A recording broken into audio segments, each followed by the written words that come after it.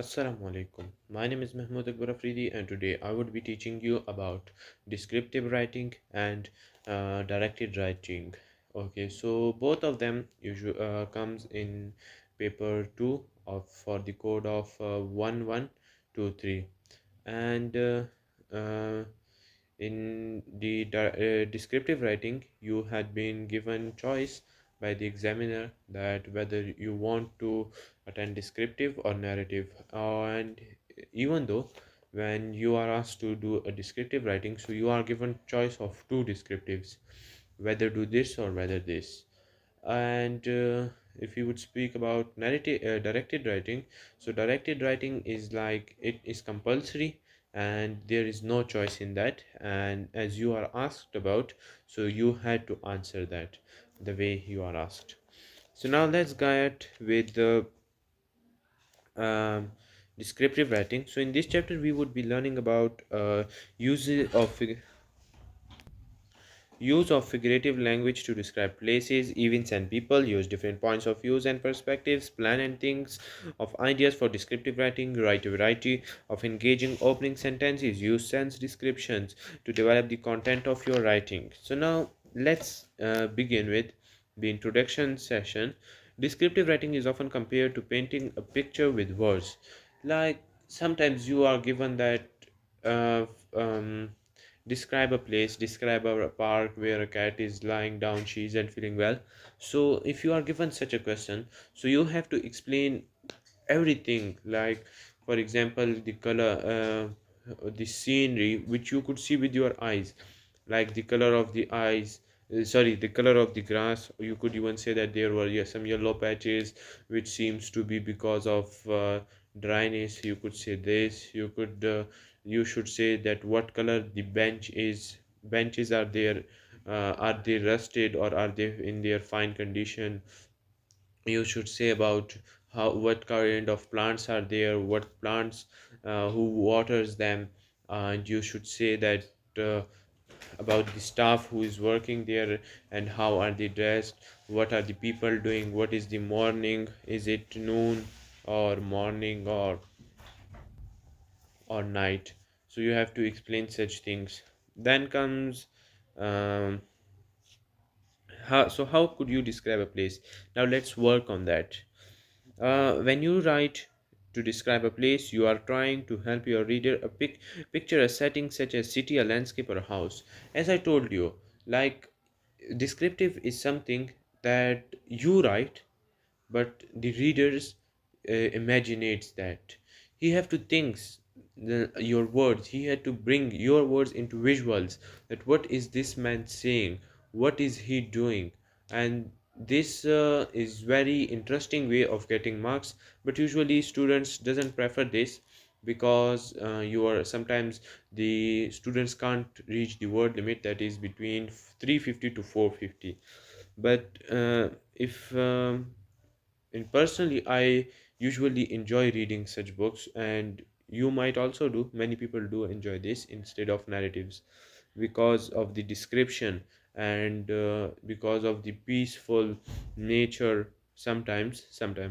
Uh, Okay, so now let's talk whether you describe a real or imagined place. You are trying to engage the reader, and obviously, you have to write in such a way that the reader attention is being grabbed. He could not opt out of reading your text. The language choices you make help to do this, but one essential way of engaging a reader is through feelings and emotions. Like you have to make him feel what the actual character is feeling in your story. You have to write such words, you have to write such feelings. If there is a sentence that show don't tell in English, in when we get to advanced level, we have to use this technique. We have to show, we haven't to tell the reader that this particular person is crying or is he happy. We have to tell by his emotions that this man is happy or sad. Like for example, there's a word shocked.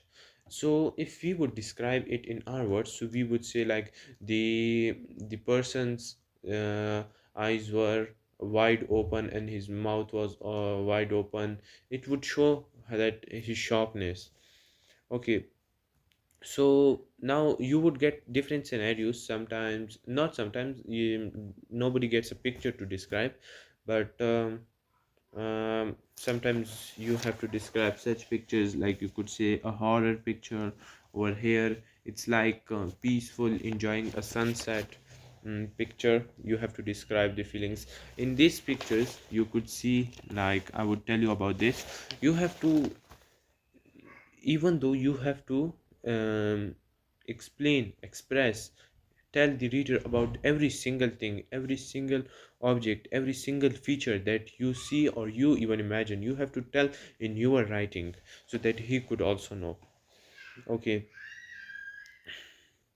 So now, structuring your writing, how could you do?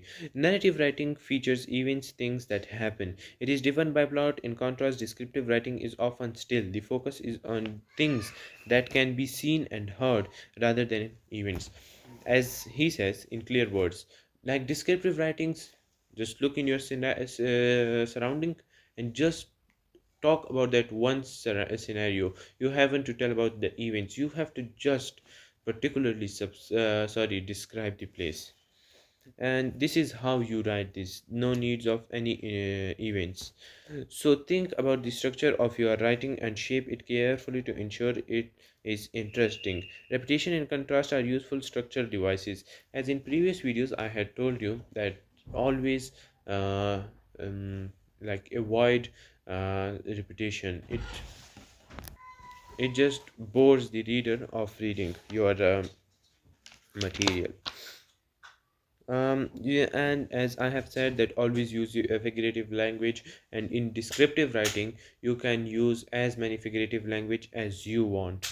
Like you could use similes, you could give features of any human to any animal features of bravery or intelligence to any human that you are showing in your image in your descriptive writing. Okay. Um. So sometimes in descriptive and narrative, usually the students have the problem of with whom voice should you say. Like first persons mean that are you involved in that, just you. Second persons come that you and somebody with you as well. And third person, when you are not there, you are writing a story that had taken place in past. So it depends upon how are you writing. So in first person, if you are writing something in first person, so you would also use the word I. In third person you could say like it could be about you, or particularly you or somebody with you as well, but it would be always in past. So this is how descriptive writing is written, and it is easy. We would talk about it further even by tomorrow, inshallah.